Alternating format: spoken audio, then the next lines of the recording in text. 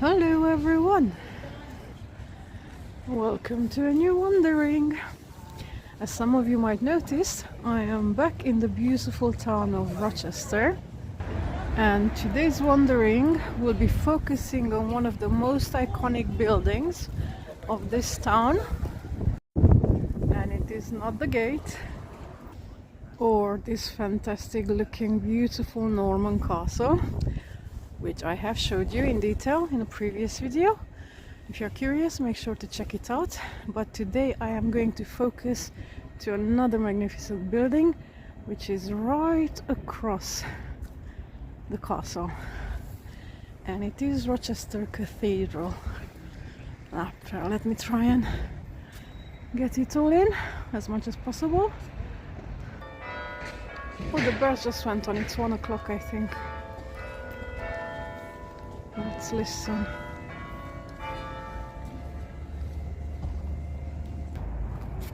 As always, I'm going to try and share with you some useful information. Hey, I'm losing the light. What's going on? And some nuggets of interesting facts. Just spotted a cute little wagtail, and I always get distracted by cute little creatures of any kind. Hello, darling. Are you coming with me? No, you're looking for some lunch, I'm sure. Okay. Have a happy life. Okay, I found this plaque just in front of it, so I'll include it. But I'm gonna start telling you about the history of the cathedral. Okay, I'm trying to show it to you from the other side as well. It is obviously a very large building, but compared to other cathedrals, it is quite modest in size. But its stones hold more than a millennium of English history.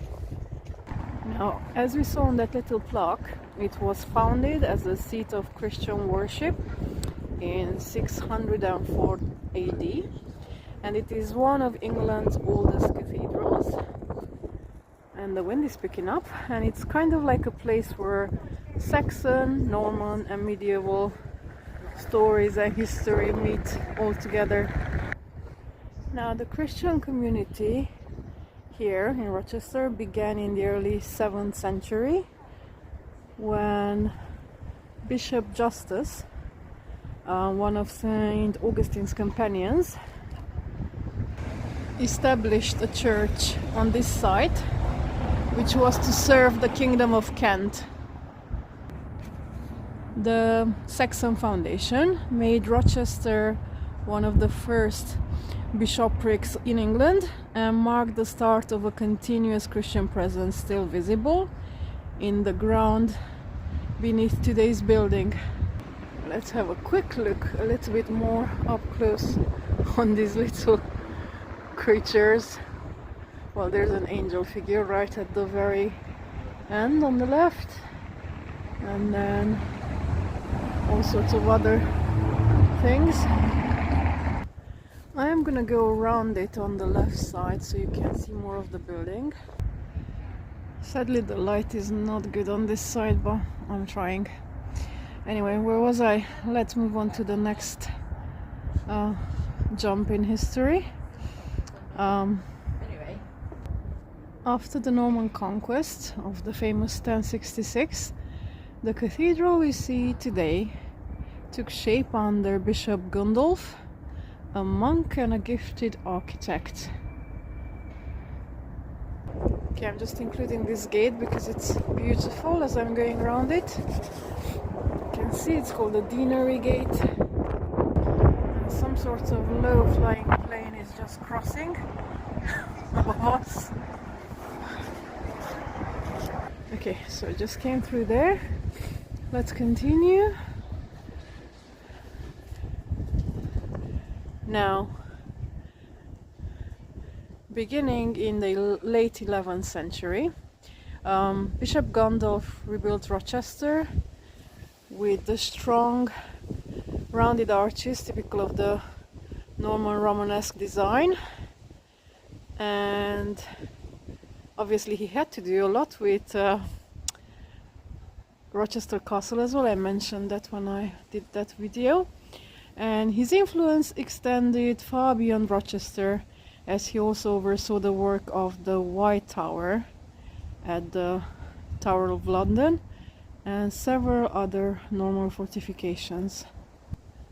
And the cathedral he created blended the massive Norman strength with the later Gothic grace, which we get to see more when we go inside. Now I already know that I will be returning here over the next years, because I cannot give justice to it in just one video, but I'm gonna try to sum up the best bits today if I can. I'm just gonna go back to the main entrance. There's different entrances, but I want to start from the front. What else was important? Oh yeah, during the Middle Ages, Rochester became an important pilgrimage destination, and that was because the cathedral housed several shrines, including that of St. William of Perth, which is also called St. William of Rochester, which drew visitors from all across England. I'm gonna try and look out for the famous pilgrim straps and show them to you if I find them. Now that looks pretty cool. Onto the castle as well. Now, pilgrimage not only shaped the building's design, but it also supported its community and local economy, as it did pretty much everywhere else, like Canterbury and wherever else were pilgrimage spots. Okay, I'm back here because I thought I can go in, but I need to go back. Okay, we can have a quick look at some of the tombstones. Can read John Dunbar Dorrit, 1837. There is another one. That's a lady's, Lucy Dew.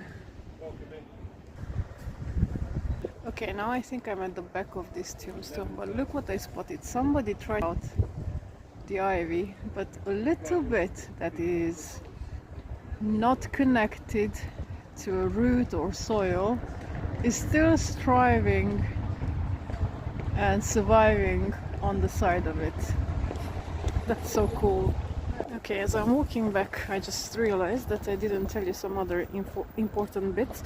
I'm not quite sure how much I will be able to talk inside, so let me just say that for centuries Rochester Cathedral was also a monastic priory, and the monks who lived here cared for the poor, educated local children, and maintained the daily worship. Now, when the Reformation happened, that swept away the shrines and ended the priory, but the cathedral survived. Okay, that's one of the entrances, but let's have a look at it's missing its nose, but it's beautifully carved. Look at that. And the other one. Right, I am in. There's some absolutely beautiful windows and paintings in them. There's a welcome desk.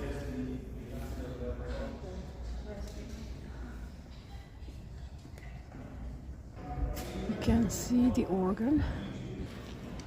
I kind of vaguely remember from last year when I was here that one of the lovely volunteers told me that it was restored some time ago, so it all looks absolutely beautiful.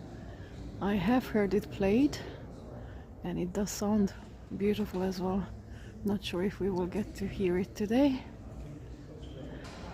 And here they're setting up something, so I'm not quite sure. So that was the main door through which I could not come. I think you can exit it, but the entrance is through the other door. But let's go around. some statues of the important characters of the cathedral story. There, you can read it. Just pause. And there they are. Do you remember I mentioned to you the pilgrim steps? And you can see how they have been worn out by the thousands and thousands of visitors over the centuries. There. Now that little door leads somewhere where it's only for staff only. And before I go up the steps, just wanted to have a look at this coat of arms, unicorn, lion. Now, there are certain bits that I have read up on and I'm looking to find them, but I don't remember.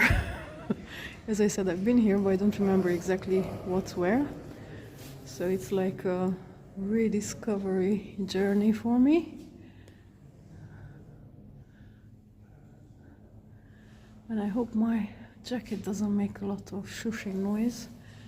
But it is a very, very cold day. You probably heard outside the wind before I came in. And my hands froze onto my camera as it's really, really cold today. So it's nice to be inside. Now there's loads and loads of gorgeous stained glass windows. I forgot how you called them before. I'm gonna try and show them to you. And this is on the opposite side, and I can see something there. But first let's have a look at the stained glass windows. I think two are missing up there. Lovely chandelier. Oh, I'm loving the Gothic part. I'm just gonna spin around.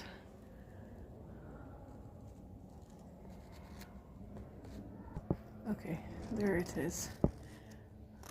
I hope you can see it. It is Walter the Merton, Chancellor of England, between 1261 and 1263. And a decade later, he was the Bishop of Rochester.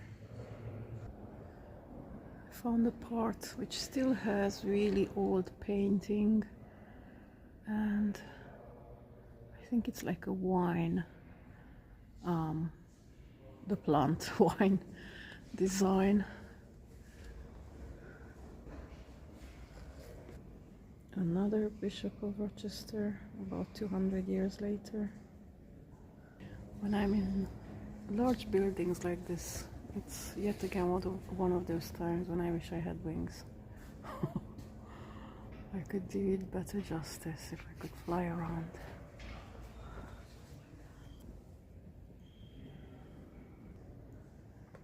Some of the very old tiles, these are leading into the small St. John's Chapel. Let's have a look. It's a bit tricky to read what that's the encompassing story.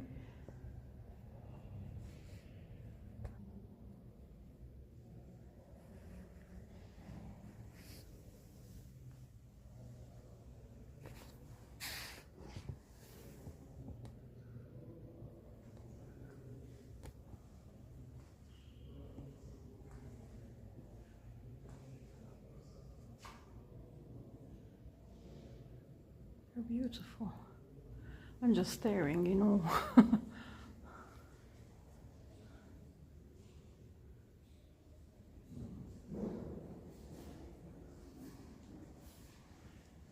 Many of these things are in memory of people who lived in the area, and obviously whose families had money to pay for such memorials.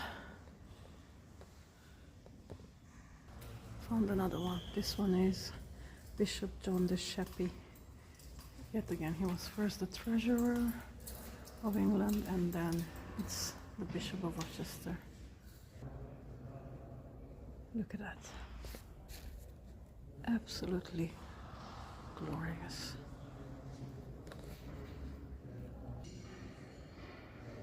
And by accident, whilst I was staring here, I found something. So this one is the bishop's seat, and just across it, it is one of the most interesting things that I wanted to show you here. It's this partial painting. Try and zoom on it.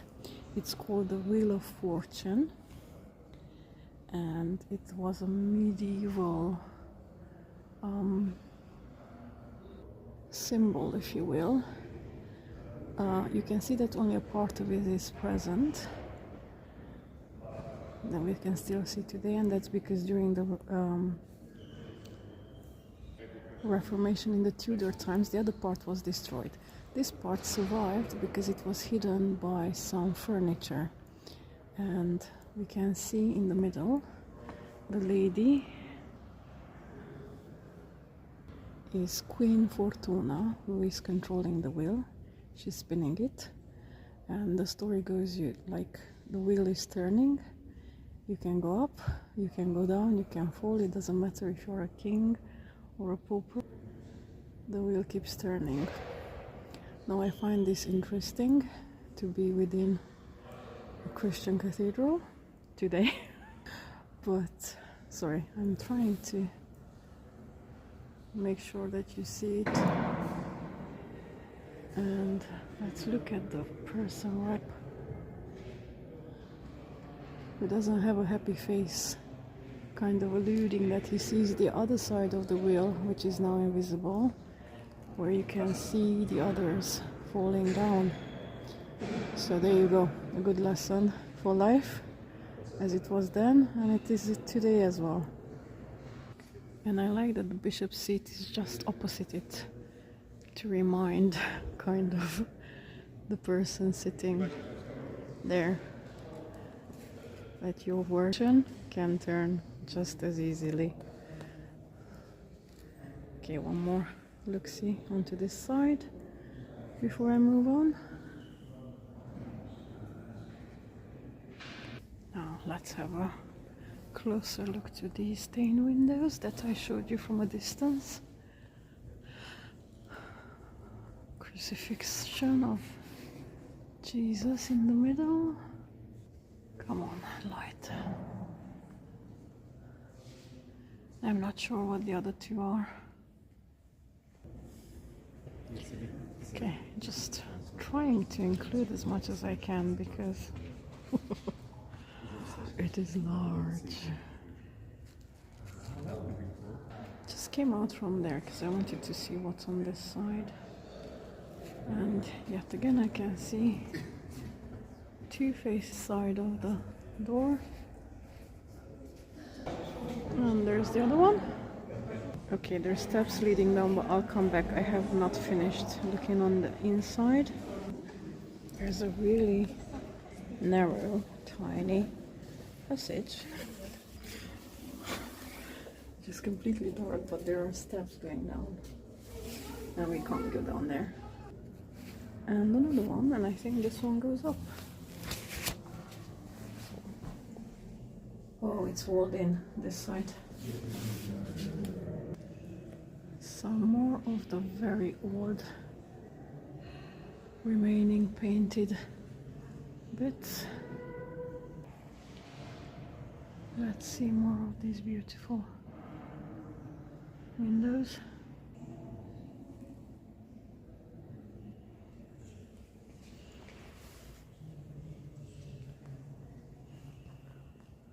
Now I think that's the altar.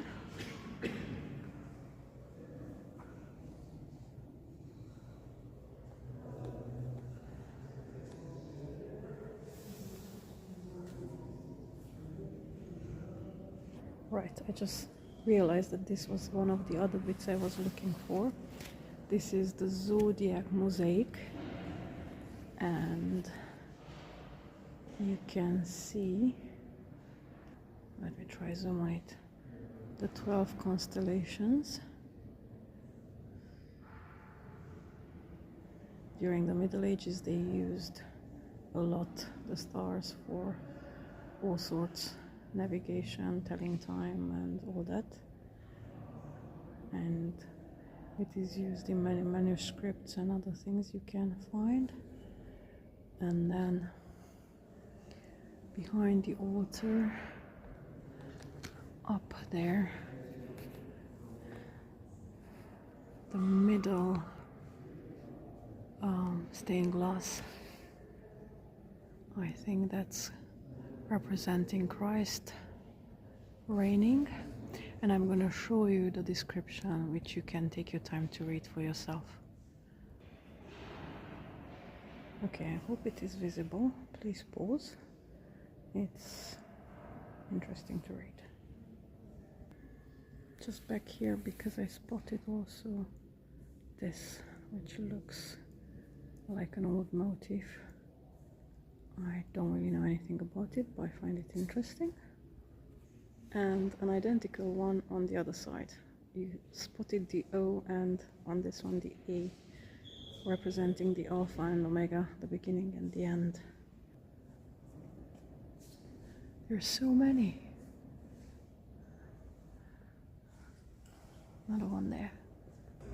Okay, I've showed him to you from the other side, where it was a bit obstructed. We can see it better from here. To me, it looks like a dead Santa Claus.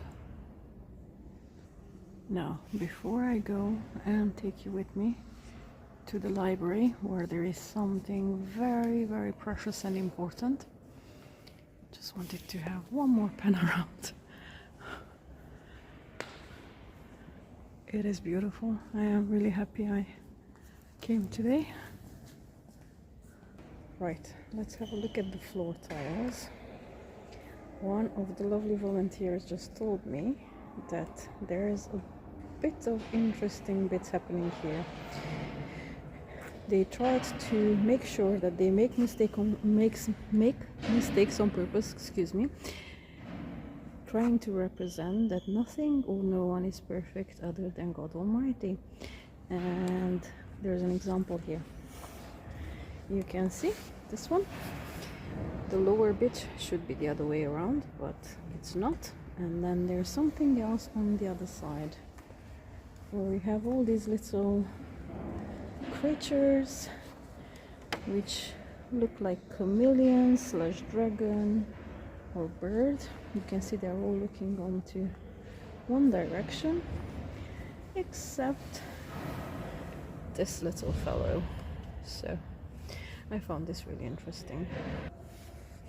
And I think that's, I'm not sure it's called a lectern, one where they read.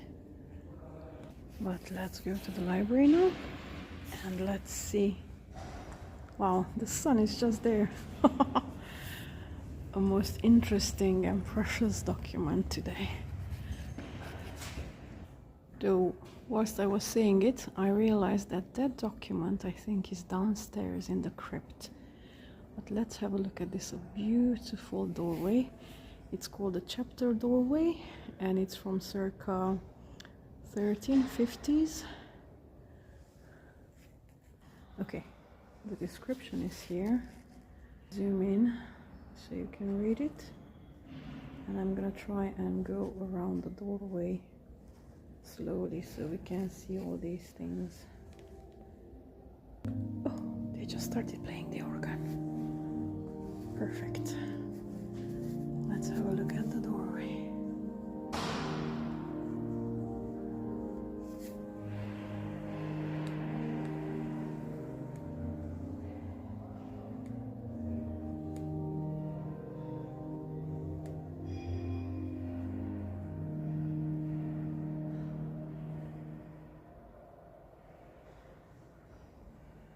Oh, that was it? Well, at least you got to hear the sound of the organ, but that was very, very quiet. I like these little faces. King.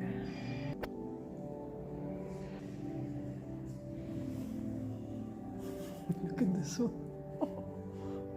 And I'm a serious scholar. And ta-da! But we can go into the crypt. So let's go there next. We can see this beautiful silver decoration. And let's read about it.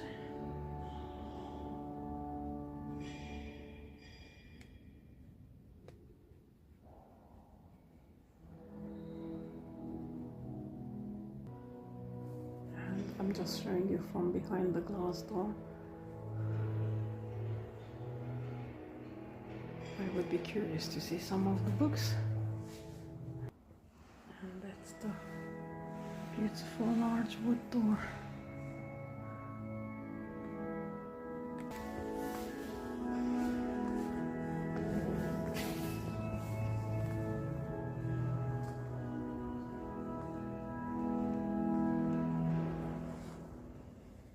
I'm walking back this way because from here we can go down into the crypt.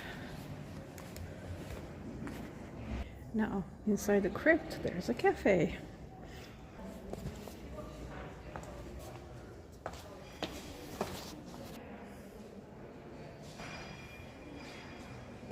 It is one of the oldest parts of the cathedral. And it looks pretty cool. It would be nice to have a cup of coffee after I'm finished looking around. It's absolutely beautiful. These stone pillars and the rounded arches show the strength of the 11th century craftsmanship, and I am well impressed with them. Wow, look, absolutely beautiful. Now, not many can say that they came and had coffee in a crypt that looked like this. Absolutely splendid. And I'm just sneaking into a chapel, which is called St. Itamar Chapel. He was the 4th bishop here, and I think his bones are buried somewhere. Wow. It just looks beautiful. I don't think I've been inside here when I visited before.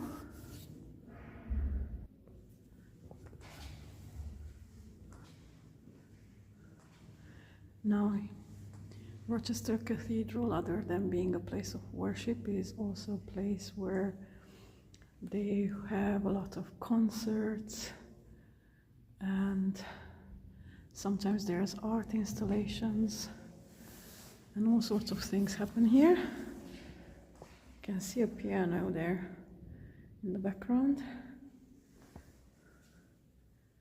That looks in style Orthodox to me.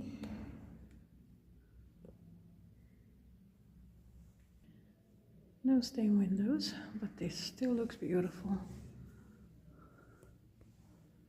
Let me zoom out so you can have an idea.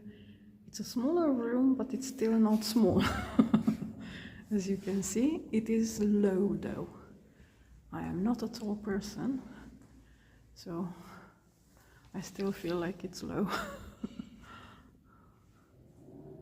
I am absolutely loving the arches, the columns.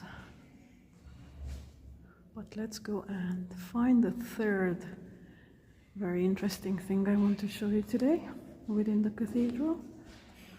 But before that, I don't know if it's visible enough so you can read the information about the chapel. There. Oh no. Why does this happen to me? Because there was something inside there I really wanted to show you. Okay, I'm just peeking inside from behind the doors. I wanted to show you the famous Textus Profensis, which is a priceless 12th century manuscript that recorded the earliest English laws, including those of King Ethelbert of Kent from around the 600s, and I'm not sure if this is it.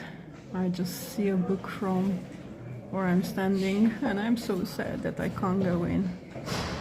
So I'll come back another time and try and show that to you then. So, to chase away sadness, let's have a coffee and maybe a slice of cake or something. Well, I changed my mind. I'm not having coffee. I'm having a lovely juice of apple and raspberry, and I'm having a coffee cake. A slice of a coffee cake. And just look at that. I highly recommend you having a visit in the crypt if you get to come and visit Rochester Cathedral. Okay, before I move on from the crypt, I just wanted to show you this model of the cathedral and the surrounding area. You can see the wall, and I'm just struggling to film from behind the glass, but I hope you can see it well enough. It's absolutely beautiful, and I have a plan to show it to you from high above.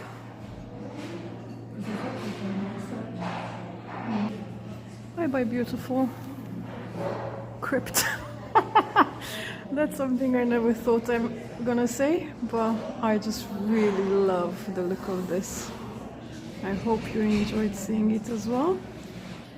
Now let's go back up, because there is still a part of the church we've not seen properly.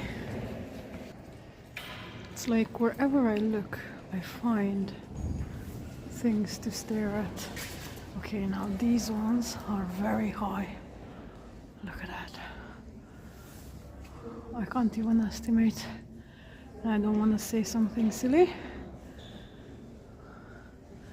I just spotted something up there. A hand, an arrow, and I'm not quite sure what's that meant to symbolize, but it's interesting. Okay, so came from there.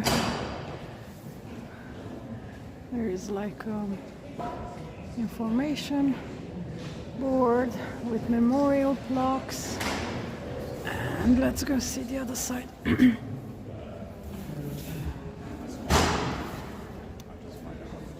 Okay, that was the door I came through. So that was... Sorry, I'm losing my train of thought. And we are back to the organ, now from this side. I'm so happy that we got to hear it. Let me just...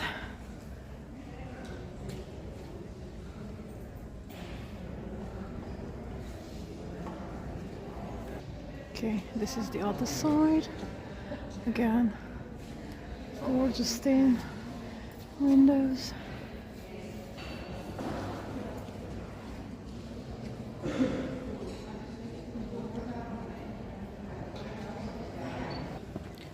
Loads more memorial plaques and all sorts, including one of the more recent bishops.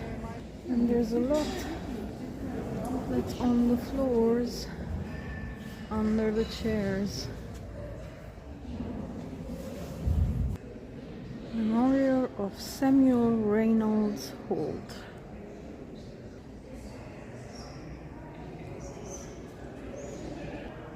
You look scared.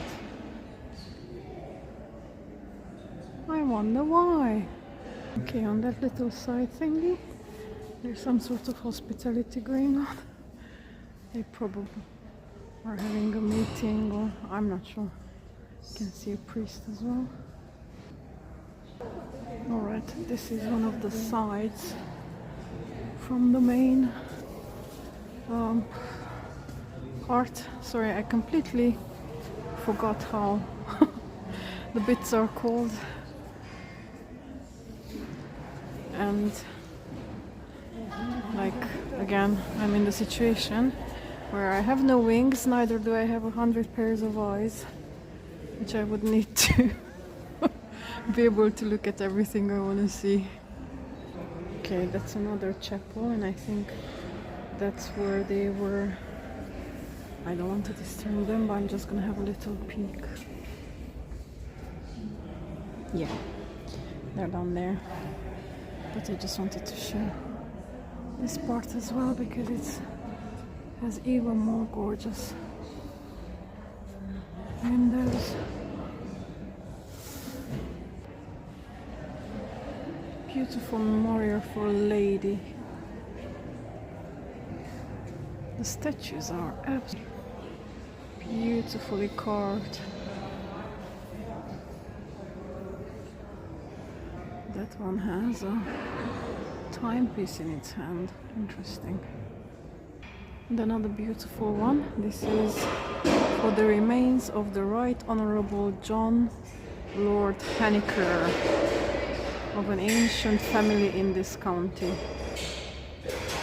Absolutely beautiful. And somebody is making a lot of noise. Just going back to this. Beautifully done. What are you doing?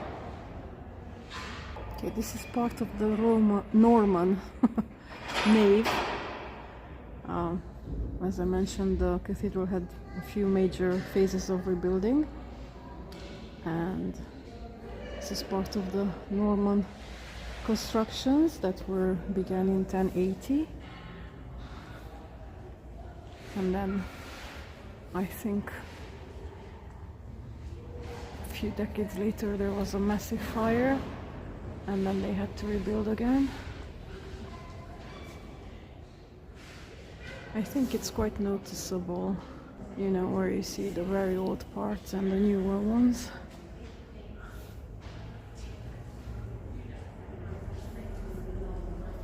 Okay, now that's the exit door, but I'm gonna go back to the front of it so I can show you that the main painted window. Okay, obviously I have no joy with this door today because it keeps sending me into different places. Oh, I wanted to show you something. I wanted to show you this. I believe this is a baptismal thingy. It has a lid, which I can't see because it's tall. But it's beautifully done. That's where they would baptize babies, I believe. Let's go around it if possible. I like the way the carvings are done.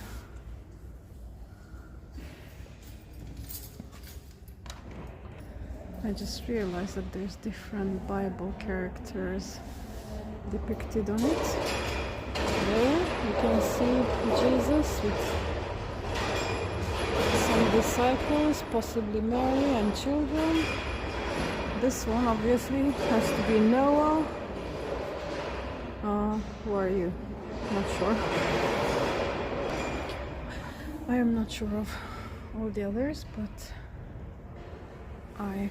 as I said, I really like the way the carvings have been done. Okay, let's see the whole of it right from the center with the organ, and there's so much behind it. It's like, and look at the upper levels. It's one cool cathedral. Now that's one big, I don't think it's a wardrobe, or it might be where some of the vestments are kept for the priests. I have no idea.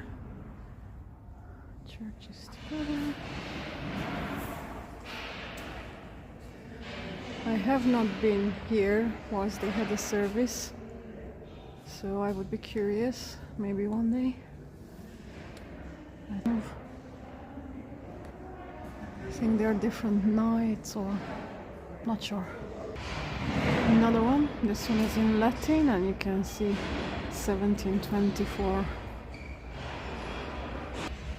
some others.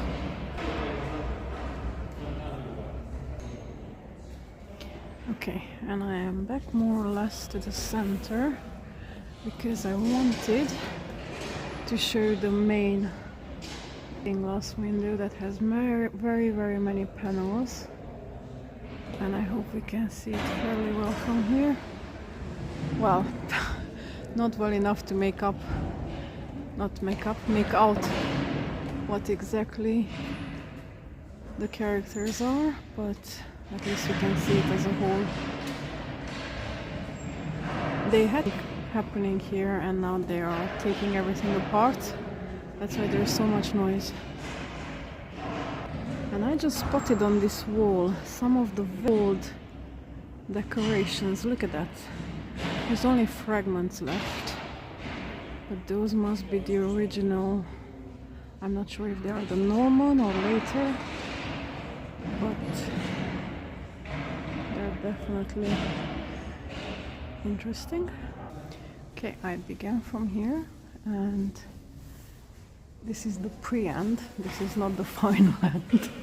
I'm saving that for later. Okay, this fresco, which looked very Russian Orthodox to me, it is indeed. It was painted by Russian iconographer Sergei Fyodorov, and it was completed in 2004 for the 1400th anniversary of the original foundation of the cathedral. And you can see the baptism of Jesus on the top,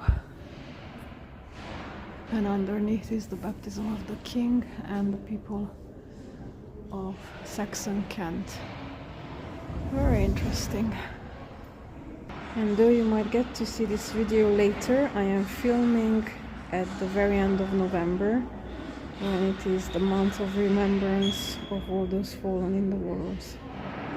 There's a little shop and the exit, and I'm out. Now I will end the video from the top of Rochester Castle because I want you to see this beautiful cathedral from up there.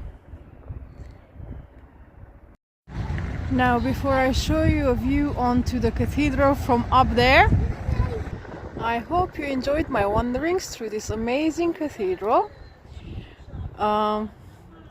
Through its walls we can trace the story of England itself, I believe, from the Saxon missionaries and Norman builders to medieval pilgrims and modern worshippers. If you come here to visit for any reason, be it to see the amazing architecture, the manuscripts, or the music, you are standing in a place where 14 centuries of faith and craftsmanship still echo in every stone, and the bells are just tolling. I think it suddenly got too noisy. There's too many cars coming and going. Okay, finally it's not so noisy. Anyway, let's see it from this side as well, and then from above. After the amazing tour through the cathedral, I also wanted you to see it from above. And the way to do that is to come visit Rochester Castle, which is just across, climb up to the top, and then you will get to see this. Tom tom tom. There it is. Beautiful cathedral in all its glory.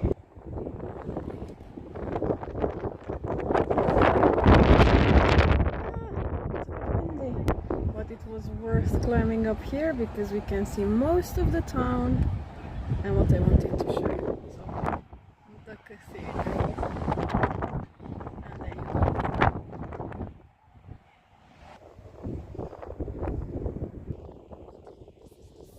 Furthest I can come to show it to you. Well, we can see it in its entirety, obviously, from this side.